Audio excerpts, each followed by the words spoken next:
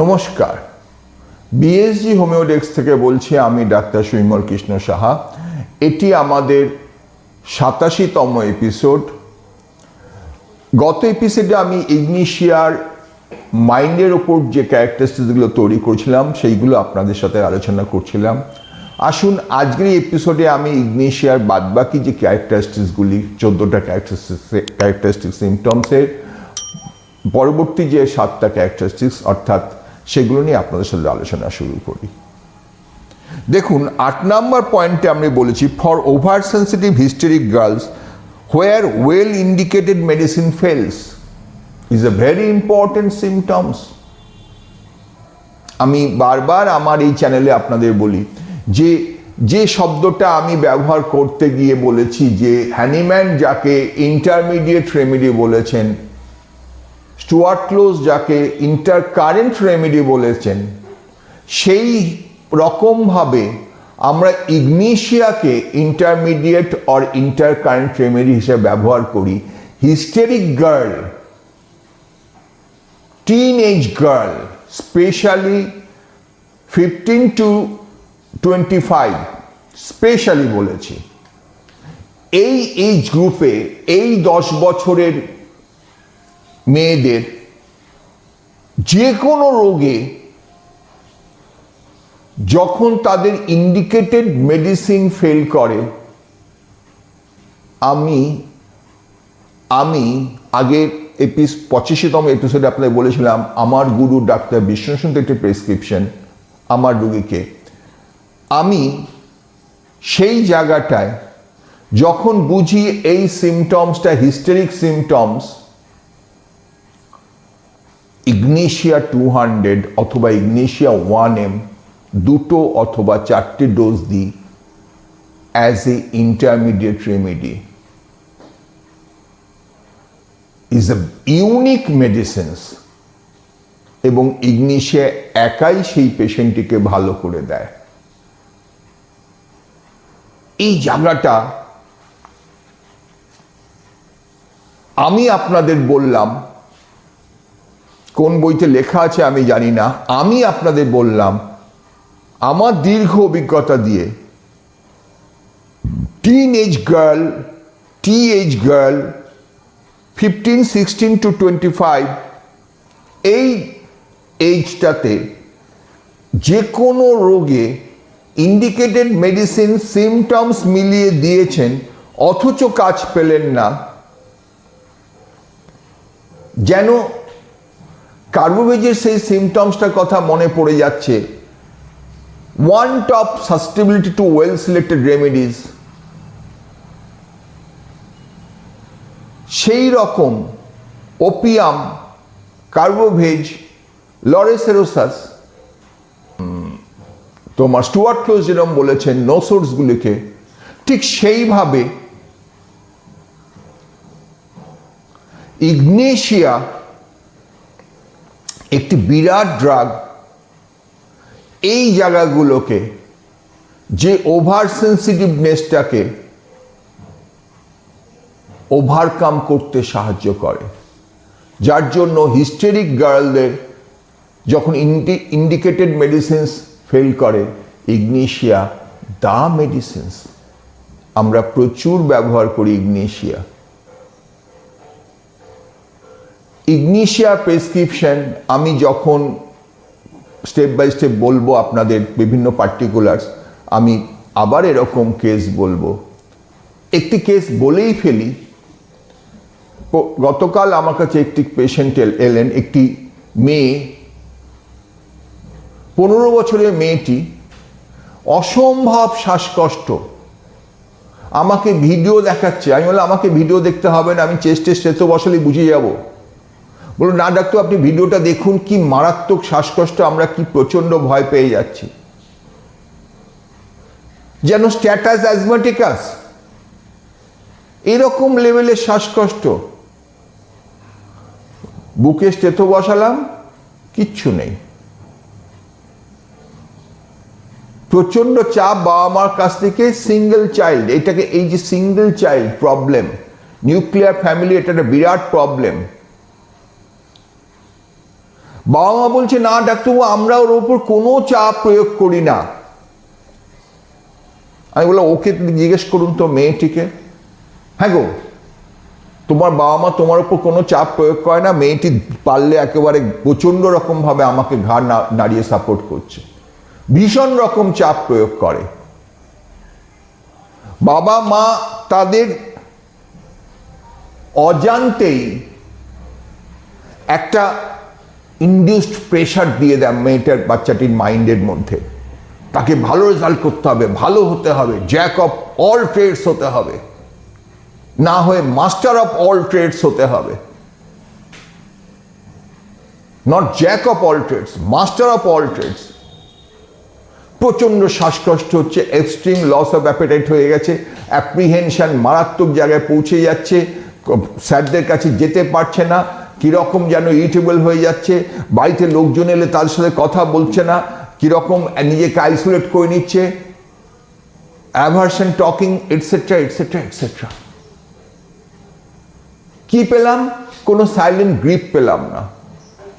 কিন্তু এই যে একটা ক্রমশ কোনো ডিসঅ্যাপয়েন্টমেন্ট অফ অ্যাফেকশন নেই টিনেজের, আছে কি ক্রমশ বাবা মার কাছ থেকে একটা মারাত্মক চাপ। সেখান থেকে সেই বাচ্চা মেয়েটি, 15 বছরের মেয়েটি একটা মারাত্মক হিস্টেরিক কন্ডিশন ডেভেলপ করে গিয়েছে। আমি প্রেসক্রিপশন করলাম ইগনিশিয়া 1M 4টে ডোজ।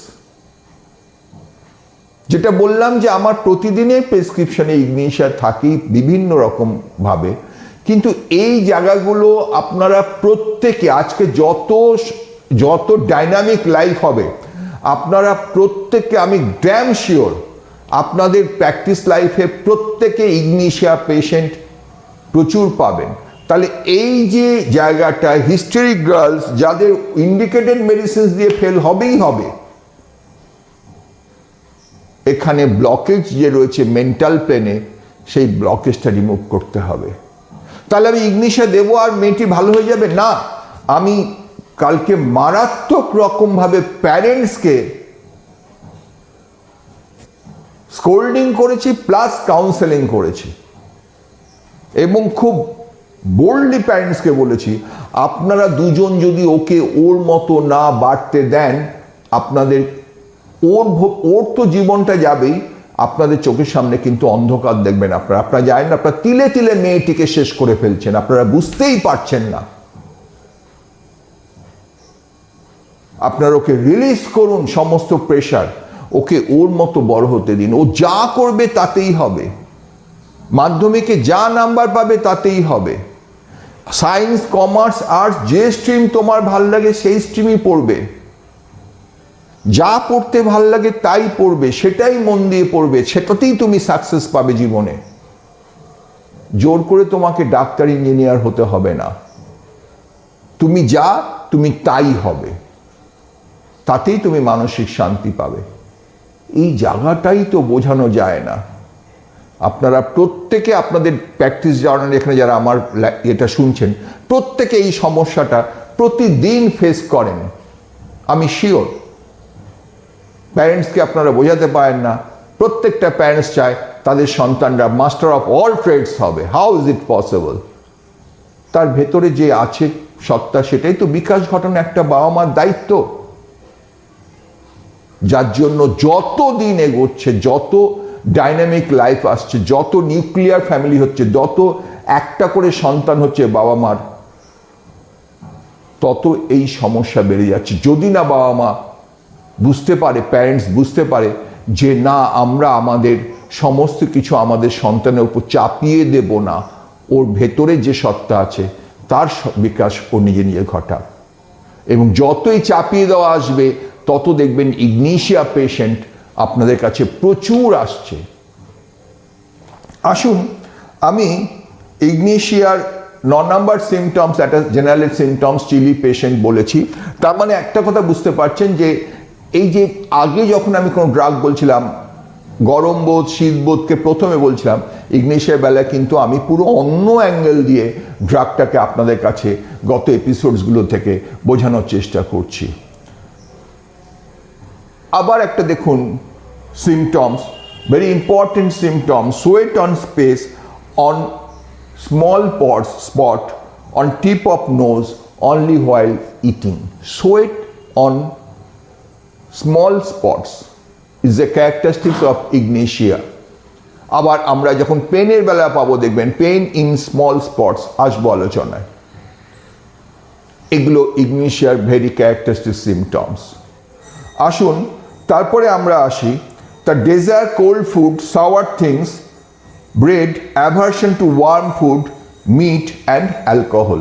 এগুলো তার অ্যাভারশনস।